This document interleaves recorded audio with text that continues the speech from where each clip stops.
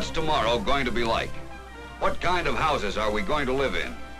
How will the homes of tomorrow be built? How much will they cost? What about housing projects in large cities? What about prefabricated houses? What about jobs in the construction industry? The Tomorrow Department of Army-Navy Screen magazine decided to take a look into the housing situation to try to give you some of the answers. Today, as never before, the United States is thinking about housing, planning for it, talking about it. Need for new housing and construction of every kind is at peak level. For 4 years, no building of any sort, except that directly connected with the war effort, had been done. And now the demand for all kinds of living quarters has piled up so high, 1.5 million new homes are scheduled to blossom forth every year for the next 10 years. 15 million new homes. And Americans are in a position to pay the bill. Yes, economically, America is ready. And the architects, planners, and builders are ready, with new ideas they've been developing during the war. More metropolitan housing projects, low-cost prefabricated houses, custom-built functional homes, new living quarters of every kind to fit every need.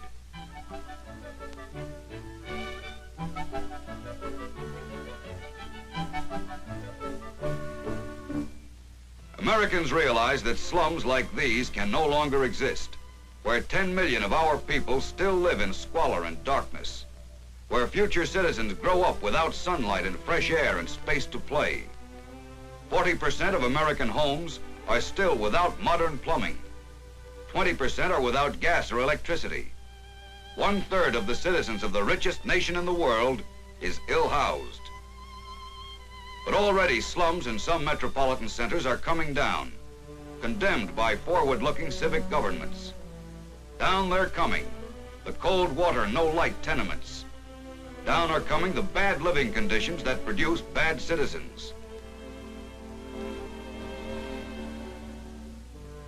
The underprivileged families from the dark areas of our cities are being moved into the sunlit, tree-surrounded, clean apartments of gigantic housing projects, produced by city planners as investments in democracy.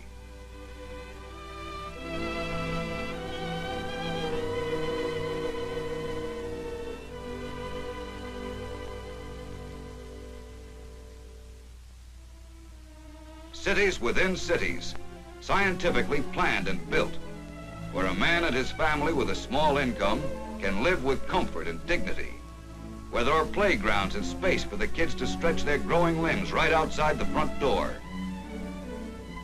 where shops and stores are a planned part of the city within the city. Everything from the corner drugstore to the local movie theater. Even an automatic laundry, where Junior waits outside while Mom finds the family wash can be done in 5 minutes for a quarter.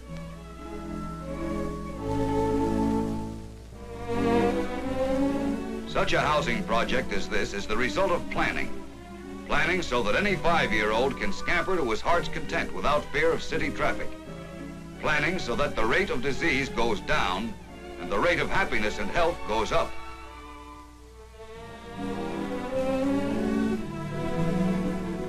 Inside, every room has light and air, fresh paint, heating and modern plumbing, and all at a rent no higher than was paid for a cold water tenement.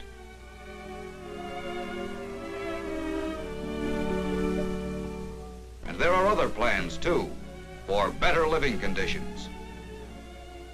During the war, research has gone ahead on new building materials and techniques in preparation for the American building boom. Every day in testing laboratories throughout the country, men and women are working to develop new ways to build better and cheaper living units with shatterproof glass bricks, chemically treated synthetic fibers, laminated plastics, reinforced plywoods, roofing materials and curtain wall boards which will be lightweight but winterproof and strong as metal.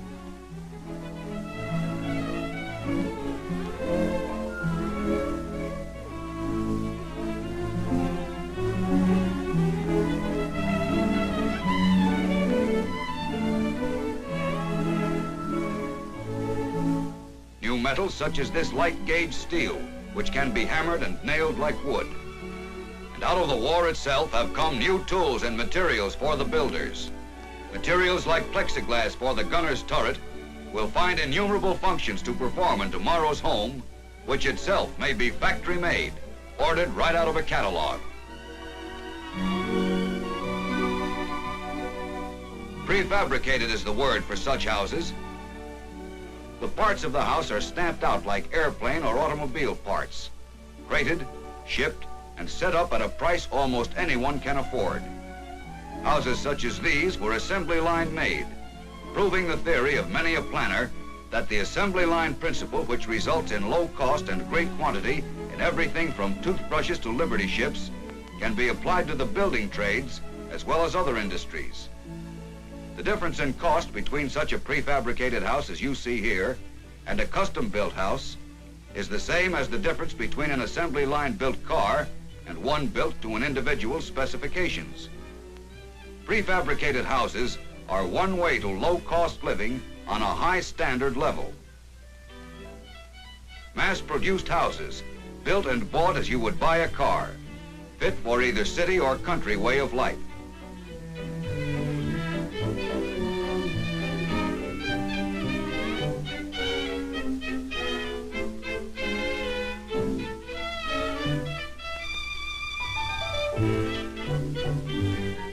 Here's a completely prefabricated farm, even down to the barn, which many a GI will easily recognize as his old friend, the Quonset hut, which is more efficient, cheaper to erect and maintain than the old red barn.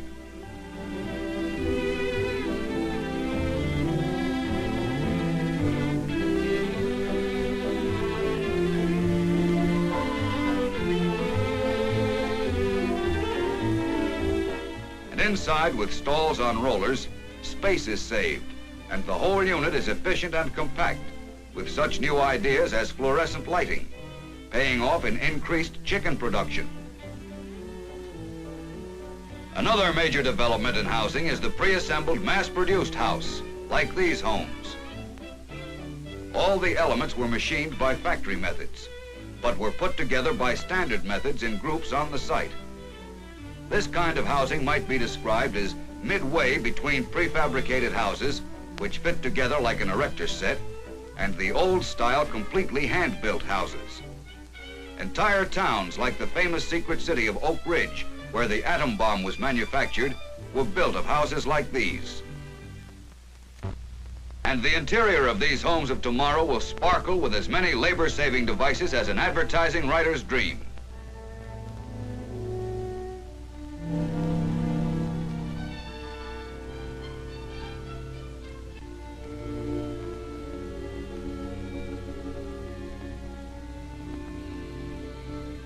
Efficient and pleasant, they will be clean, well lit, skillfully planned, easy to maintain. The prefabricated houses and the pre-assembled houses are still in the experimental stage, waiting for the final word from the men and women who are going to do the buying and the building, and changes in certain city building codes which prohibit the use of many new materials and methods.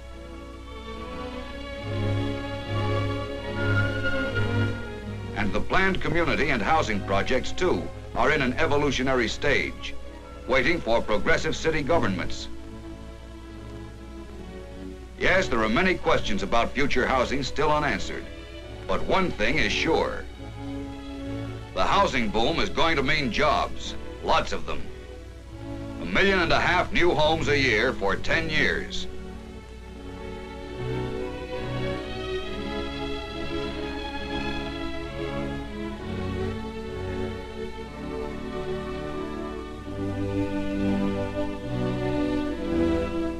$18 million existing homes need major repairs and improvements right now. All this adds up to jobs.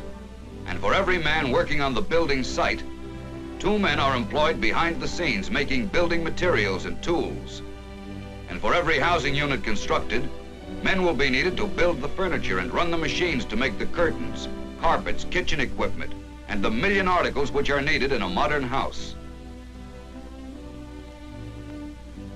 Just as the automobile brought about a huge new industry after the last war, Housing can be the big new post-war industry in our time. Across the face of America will spring up planned communities, great housing projects replacing city slums, communities of cheap but comfortable and healthful homes, away from the city factories and smoke. Across America will rise homes for the citizens of this country which are worthy of them.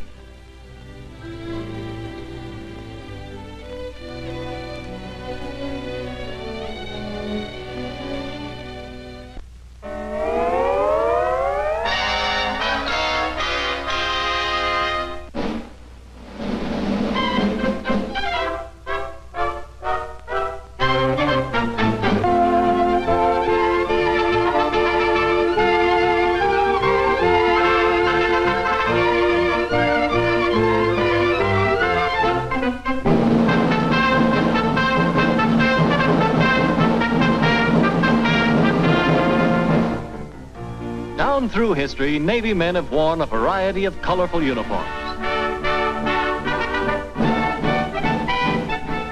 But today, the sailor's uniform, like his ship, has been scientifically streamlined. The blouse, jumper, is tailored of 18-ounce vat-dyed navy blue Melton cloth. The cuffs and collar are of the same material. The cuffs and collar are... Oh, well, perhaps we better go aboard ship and have a look around. Well, here's Seaman Tarfu. He'll help us with our little demonstration. Oh, yes, the jumper. The Navy man carries very little on his person. Therefore, the jumper has only the one small pocket, which, however, is adequate for all his personal effects.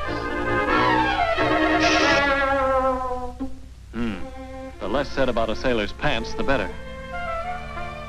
The jumper, although snug-fitting, was designed to be easily removed.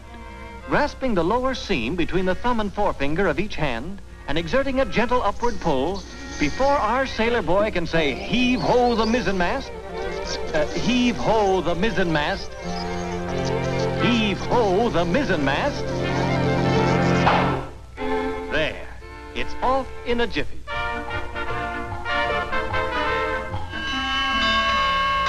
Man your battle stations, man your battle stations.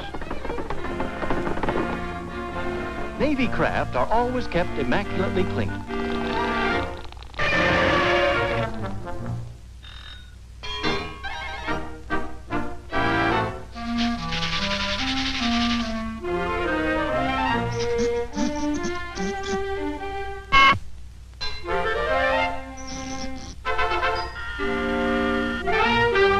And whatever natural hazards may be encountered are always handled with true Navy efficiency.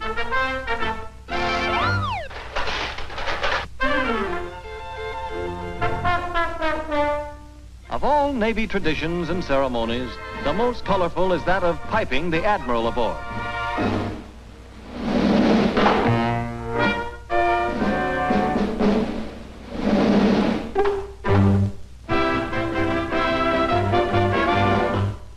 Another Navy tradition is that of growing a beard on long cruises, but it must conform to regulations.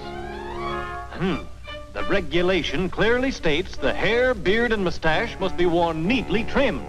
The hair, beard, and mustache must be worn neatly trimmed. And what is a sailor without a tattoo?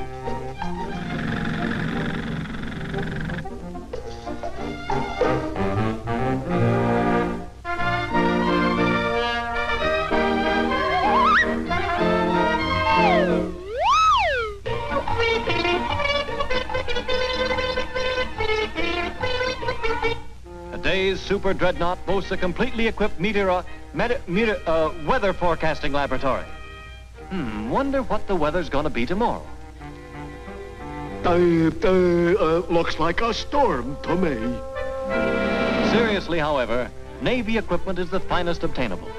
And though a sailor must still take his turn at standing watch in the crow's nest, he has at hand the most powerful binoculars in the world, enabling him to see through solid banks of fog, mist, and rain, even beyond the horizon.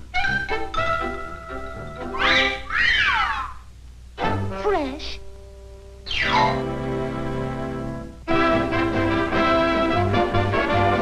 In conclusion, of course, no picture about our Navy would be complete without some appraisal of the American sailor as a fighting man.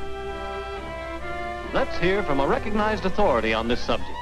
At ako'y ito sa imo ari kasi oski tu sa Navy. Tamakay o kasi.